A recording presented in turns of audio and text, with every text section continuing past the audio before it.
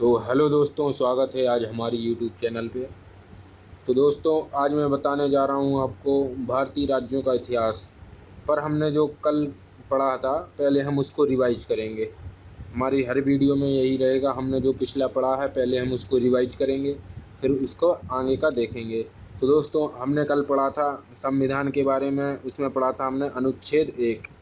अनुच्छेद 1 से 4 तक पढ़ा था, मतलब भाग 1 पढ़ा था हमने। भाग 1 आता है भाग 1 कितने में आता है? अनुच्छेद 1 से 4 तक आता है। अनुच्छेद 1 से 4 तक आता है दोस्तों। तो इसके अंदर क्या क्या था, तो इसके अंदर क्या क्या था उसका हम पहले रिवाइज कर लेते हैं दोस्तों।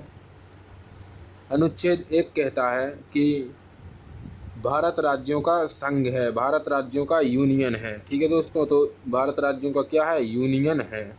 और अनुच्छेद 2 कहता है कि अनुच्छेद 2 कहता है दोस्तों कि संसद राष्ट्रपति के पूर्व अनुमति से हम कोई भी विदेशी राज्य को भारत में मिला सकते हैं। इसमें क्या कह रहा है अनुच्छेद 2 में?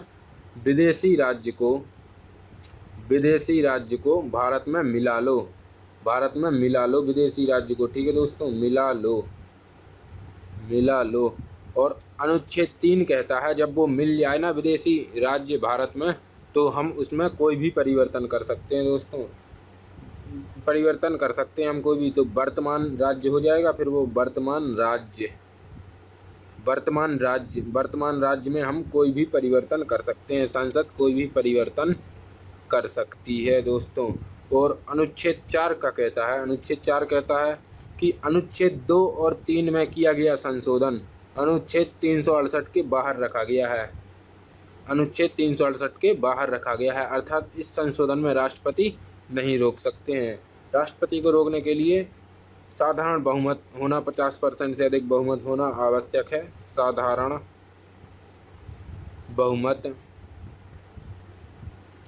बहुमत और क्या है? राष्ट्रपति बाध्य है, मतलब राष्ट्रपति नहीं रोक सकता है।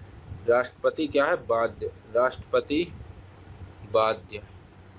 इसका मतलब समझिए दोस्तों कि राष्ट्रपति नहीं रोक सकता है। तो हमने कल में क्या पढ़ा था कि भारत राज्यों का संघ है, यूनियन है, विदेशी राज्य को भारत में मिला लो। और अनुच्छेद 3 कहता है कि हम वर्तमान में जो भी राज्य हैं उनमें हम कोई भी परिवर्तन कर सकते हैं। और चौथा कहता है कि अनुच्छेद 2 और 3 में किया गया संशोधन 368 के बाहर रखा गया है। इसमें संशोधन को राष्ट्रपति नहीं रोक सकता है, अर्थात राष्ट्रपति बाध्य है। ठीक है दोस्तों। तो दोस्तों, आज हमें क्या पढ़ना है? आज हम पढ़ेंगे भारतीय राज्यों का इतिहास। भारतीय राज्यों का इतिहास पढ़ेंगे दोस्तों।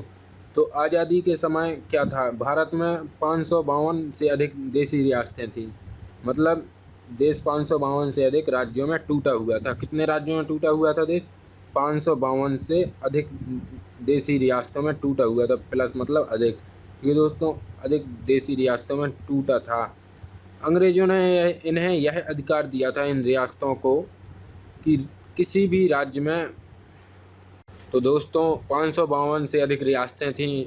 जब अंग्रेज हुआ करते थे तो अंग्रेज़ों ने कहा था कि आप या फिर भारत में मिल सकते हैं या पाकिस्तान में मिल सकते हैं, और आपको इन पाकिस्तान में या भारत में नहीं मिलना है तो आप स्वयं का एक राष्ट्र बना सकते हैं, स्वतंत्र देश के रूप में बन सकते हैं। ठीक है दोस्तों। राज्यों के एकीकरण में योगदान रहा सरदार वल्लभ भाई पटेल का और के मेनन का। सरदार पटेल का योगदान था राज्यों के एकीकरण में। किसका योगदान था? क्वेश्चन ए पूछ लेता है कि राज्यों के एकीकरण में, मतलब भारत में मिलाने में किसका योगदान था? तो हम दोस्तों लिख देंगे सरदार पटेल का योगदान था। सरदार पटेल का योगदान था। और था के मेनन का योगदान था दोस्तों। सरदार पटेल, के मेनन और माउंटबेटन का योगदान था। इनका योगदान रहा राज्यों के एकीकरण में। पर कुछ राज्य ऐसे थे, 3 राज्य ऐसे थे जो भारत में मिलने के लिए तैयार ही नहीं थे। तो उनमें से सबसे पहले नंबर पे था जम्मू कश्मीर। जम्मू कश्मीर राज्य था, वो मिलने के लिए तैयार नहीं था। जम्मू कश्मीर भारत में मिलने के लिए तैयार नहीं था, क्योंकि यहाँ की जो जनता थी, जनता तो थी मुस्लिम, और यहाँ के राजा थे, राजा हरी सिंह थे। यहाँ के राजा कौन थे दोस्तों? जम्मू कश्मीर के राजा उस समय थे हरी सिंह। और उनका प्रधानमंत्री था शेख अब्दुल्ला। ठीक है दोस्तों, तो यहाँ के राजा थे उस समय, राजा कौन थे? राजा हरी सिंह। हरी सिंह राजा थे। और यहाँ का प्रधानमंत्री था, जो प्रधानमंत्री जम्मू कश्मीर का, वो था शेख अब्दुल्ला। शेख अब्दुल्ला, शेख अब्दुल्ला था वहाँ का प्रधानमंत्री। ठीक है दोस्तों, तो अंग्रेज़ों ने कहा था कि आप या फिर भारत में मिल सकते हैं या पाकिस्तान में, या अपना खुद का एक देश बना सकते हैं, स्वतंत्र राज्य, स्वतंत्र देश बना सकते हैं। तो राजा हरी सिंह ने कहा कि ना हम भारत में मिलेंगे और ना हम पाकिस्तान में मिलेंगे, हम अपना एक अलग से देश बनाएंगे, स्वतंत्र देश बनाएंगे। राजा हरी सिंह ने कहा कि हम अपना एक स्वतंत्र देश बनाएंगे। पर वहीं पाकिस्तानियों ने फ़ायदा उठा लिया, उन्होंने वहाँ से क्या किया, अपनी सेना भेज दी। तो दोस्तों, पाकिस्तानी आतंकवादियों ने क्या करा उस समय, उन्होंने कश्मीर पर कब्जा कर लिया, मतलब वहाँ हमला कर दिया। तो हरी सिंह थे, वो भागे भागे आए नेहरू जी के पास। नेहरू जी से कहा कि हमें बचा लीजिए, हमें पाकिस्तानी आतंकवादी मार रहे हैं, हमारे देश को, वहाँ जम्मू कश्मीर को मार रहे हैं। तब जवाहरलाल नेहरू ने कहा कि हम तुम्हें केवल एक ही शर्त पे बचा सकते हैं, एक ही शर्त पर बचा सकते हैं। तो सरदार पटेल ने कहा कि आप पहले विलय पत्र पर साइन कीजिएगा। ठीक है दोस्तों, फिर हरी सिंह ने क्या किया, 26 नवंबर नहीं, 26 अक्टूबर 1947 को विलय पत्र पर साइन कर दिया हरी सिंह ने। 26 अक्टूबर 1947 को हरी सिंह ने विलय पत्र पर साइन कर दिया। तो दोस्तों, हरी सिंह ने साइन कर दिया 26 अक्टूबर 1947 को। फिर वो राज्य, मतलब जम्मू कश्मीर, भारत में मिल गया।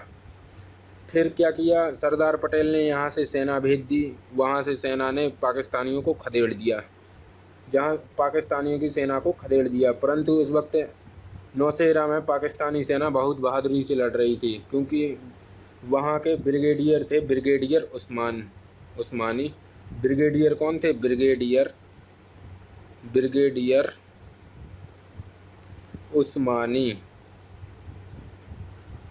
उस्मानी। उन्होंने कहा था, जब तक हम पाकिस्तानियों को खदेड़ नहीं देते तब तक हम ज़मीन पर सोएंगे। इसलिए उन्हें नौशेरा का शेर कहा जाता। ब्रिगेडियर उस्मानी को क्या कहा जाता है दोस्तों? नौशेरा का शेर कहा जाता है। नौशेरा का शेर कहा जाता है। ठीक है दोस्तों, हम इस सब पूरी कहानी को एक शॉर्ट भाषा में समझते हैं। यहाँ के राजा कौन थे जम्मू कश्मीर के? उस समय थे राजा हरी सिंह, और उनका प्रधानमंत्री था शेख अब्दुल्ला।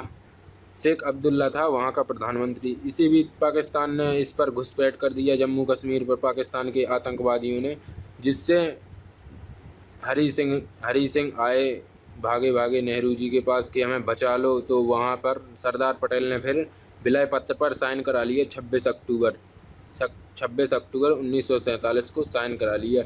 फिर यहाँ की भारत की सेना ने पाकिस्तानी सेना को खदेड़ दिया। फिर जम्मू कश्मीर राज्य है वो भारत में मिल गया। इस प्रकार जम्मू कश्मीर भारत में मिल चुका था।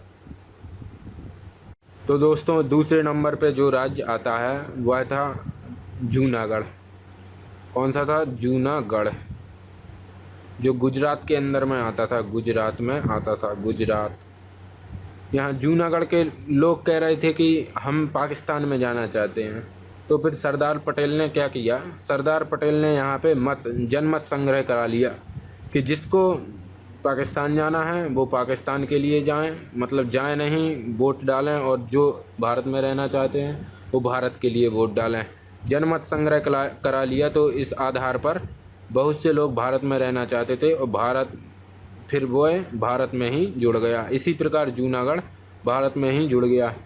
यह गुजरात की एक रियासत था जूनागढ़, जो पाकिस्तान जाना चाहता था, किंतु सरदार पटेल ने जनमत संग्रह करा लिया। जनमत संग्रह से जूनागढ़ भारत में मिल गया था। दोस्तों, जूनागढ़ गुजरात में था, यह सेकंड नंबर का है।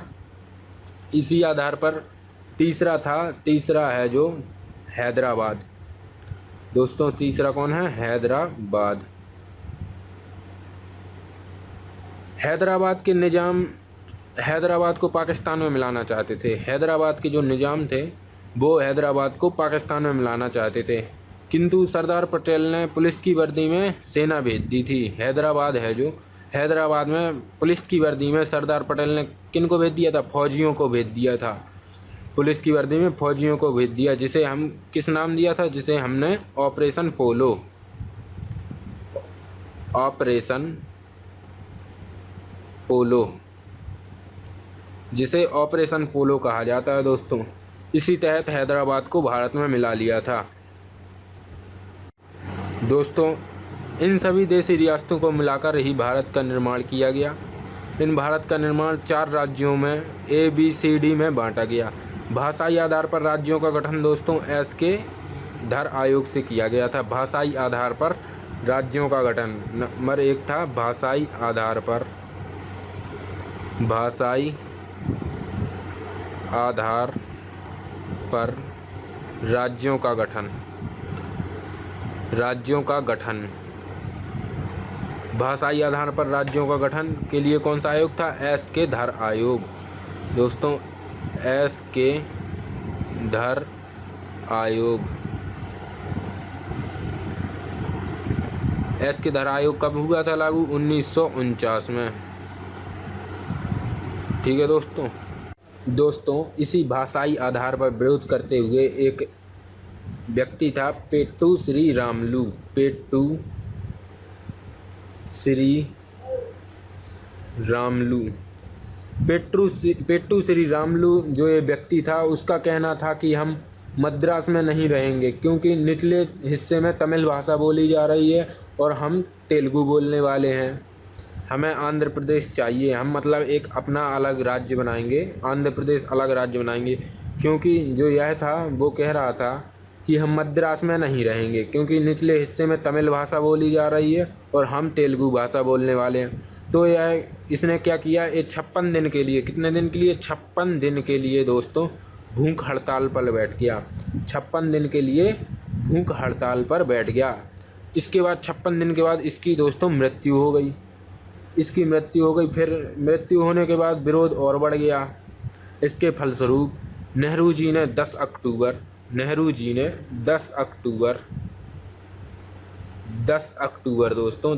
1953 में तेलुगु भाषा के लिए अलग राज्य आंध्र प्रदेश को बना दिया। मतलब तेलुगु भाषा के लिए अलग राज्य आंध्र प्रदेश को बना दिया। कब बना दिया?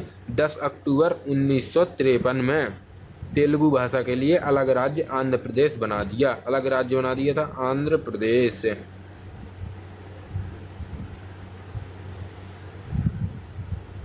आंध्र प्रदेश बना दिया।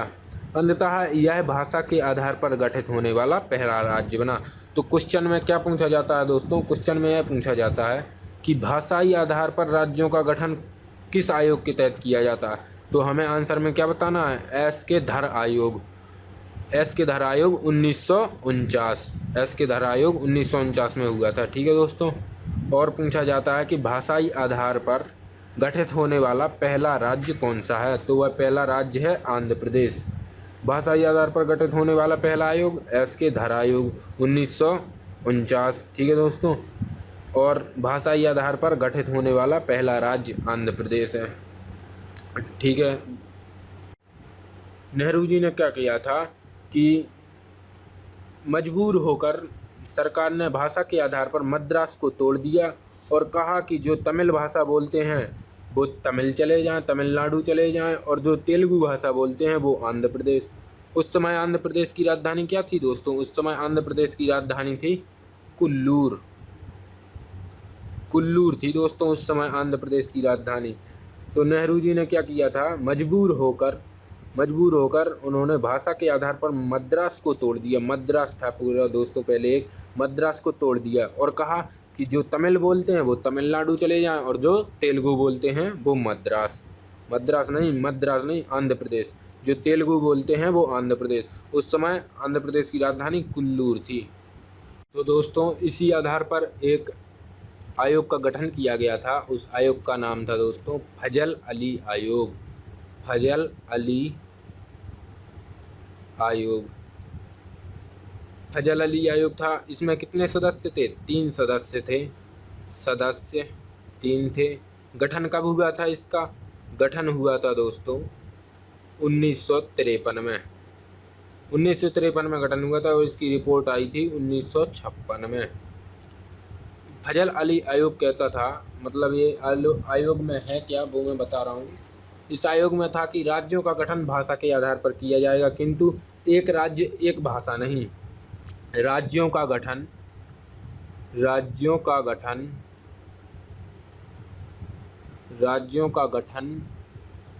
भाषा के आधार पर,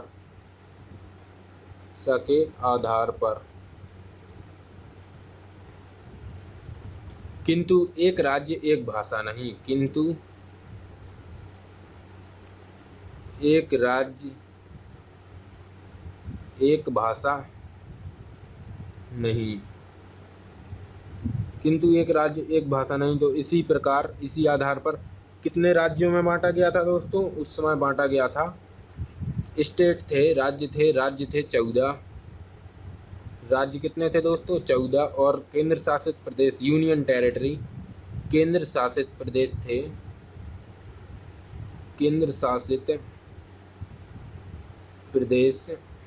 थे जो उस समय थे 6। तो दोस्तों इसमें हमने क्या सीखा? फजल अली आयोग का गठन हुआ था 1953 में, इसकी रिपोर्ट आई थी 1956 में। राज्यों का गठन भाषा के आधार पर, फिर इसको कानूनी मान्यता दी गई थी फजल अली आयोग को। और इसमें कहा गया था कि एक राज्य एक भाषा नहीं। जैसे दिल्ली है तो दिल्ली में सभी भाषाएं वाले लोग रहते हैं। कोई बिहारी बोलता है भोजपुरी, कोई तमिल बोलता है, कोई बुंदेलखंडी बोलता है दोस्तों, कोई पंजाबी बोलता है, कोई हरियाणवी बोलता है।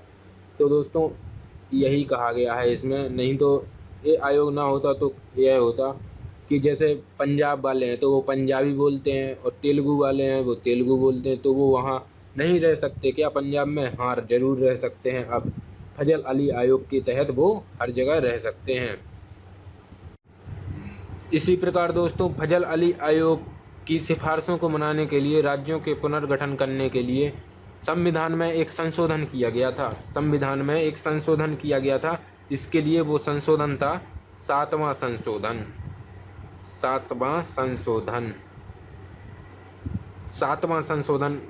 था दोस्तों। वह किया था 1956 को। तो दोस्तों भाषाई आधार पर राज्यों के गठन के लिए 1953 में फजल अली आयोग का गठन किया गया। इसकी रिपोर्ट आई 1956 में रिपोर्ट आई। भाषाई आधार पर राज्यों को कानूनी मान्यता दे दिया गया। इसी आयोग के फलस्वरूप 7वां संशोधन किया गया दोस्तों 1956 में 7वां संशोधन पारित हुआ। इसके बाद ABCD को रद्द किया, ABCD के आधार पर रद्द करके भाषाई आधार पर 14 राज्य और 6 केंद्र शासित प्रदेश बनाए गए। ठीक है दोस्तों। तो दोस्तों अब हम यहाँ पर पढ़ते हैं पंजाब का विभाजन। पंजाब का विभाजन।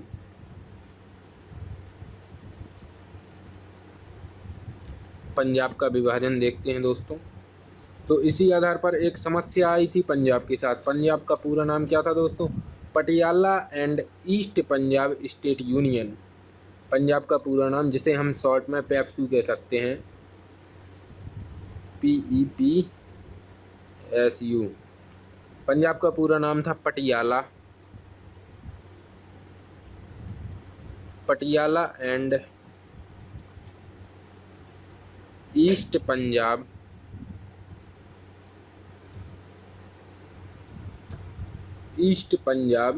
State union.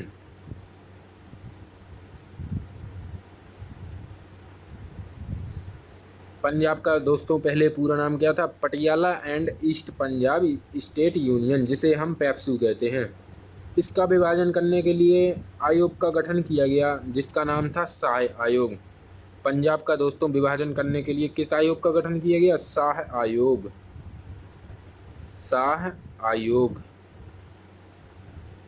किस आयोग का गठन किया गया? शाह आयोग का गठन 1966 में किया गया था। 1966 में किया गया। इसने 1966 को सिफारिश दी कि पंजाब का विभाजन जरूरी है। पंजाब का विभाजन क्या था दोस्तों? जरूरी है। इसी प्रकार पंजाब का वह क्षेत्र जो पहाड़ी क्षेत्र है जहाँ पे, उसे काय में बांट दिया गया, हिमाचल प्रदेश में। हिमाचल प्रदेश में हिमालय वाला क्षेत्र कहाँ बांट दिया दोस्तों? हिमालय वाला क्षेत्र हिमाचल प्रदेश, हिमाचल प्रदेश। जहाँ हिंदी बोली जाती है पंजाब के नीचे, हिंदी वाला क्षेत्र हरियाणा, हिंदी वाला क्षेत्र हरियाणा। और पंजाबी जहाँ बोली जाती थी, पंजाबी, तो वहाँ पंजाबी, पंजाबी बोल देते हैं, पंजाब है उसका नाम। ठीक है दोस्तों, जहाँ पंजाबी भाषा वहाँ पंजाब। और यूनियन टेरिटरी, इनकी राजधानी क्या है? पंजाब और हरियाणा की, पंजाब और हरियाणा की राजधानी एक ही है, चंडीगढ़, चंडीगढ़। चंडीगढ़ में दोस्तों राष्ट्रपति का शासन चलता है।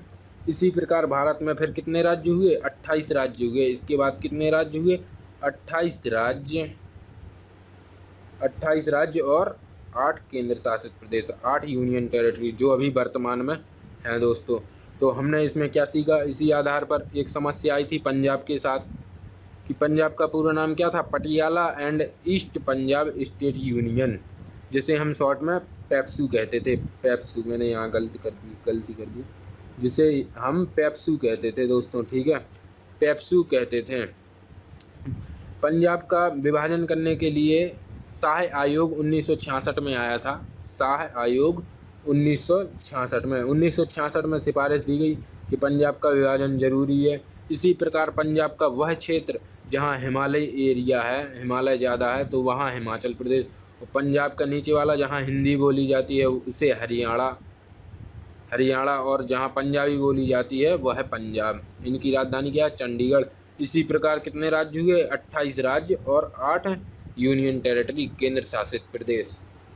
तो दोस्तों आज के लिए इतना ही। तो आज हमने क्या क्या सीखा? हमने सीखा भारतीय राज्यों का इतिहास, जिसमें जम्मू कश्मीर भारत में कैसे जुड़ा, जूनागढ़ कैसे भारत में जुड़ा, और हैदराबाद कैसे जुड़ा, और हमने पंजाब का विभाजन के बारे में जाना। तो दोस्तों आज के लिए इतना ही। ये वीडियो अच्छी लगी हो तो वीडियो को लाइक कीजिएगा और सब्सक्राइब ज़रूर करें। कमेंट करना ना भूलें, कहाँ आपको अच्छे से समझ में नहीं आया है, मैं समझाने की पूरी कोशिश करूँगा। तो दोस्तों मिलते हैं नेक्स्ट वीडियो में। कल हम पढ़ेंगे नागरिकता के बारे में पढ़ेंगे दोस्तों। किस किस की नागरिकता भारतीय रहती है, रह सकती है, या कैसे ख़त्म कर सकते हैं हम। ठीक है दोस्तों, मिलते हैं नेक्स्ट वीडियो में। आज के लिए धन्यवाद।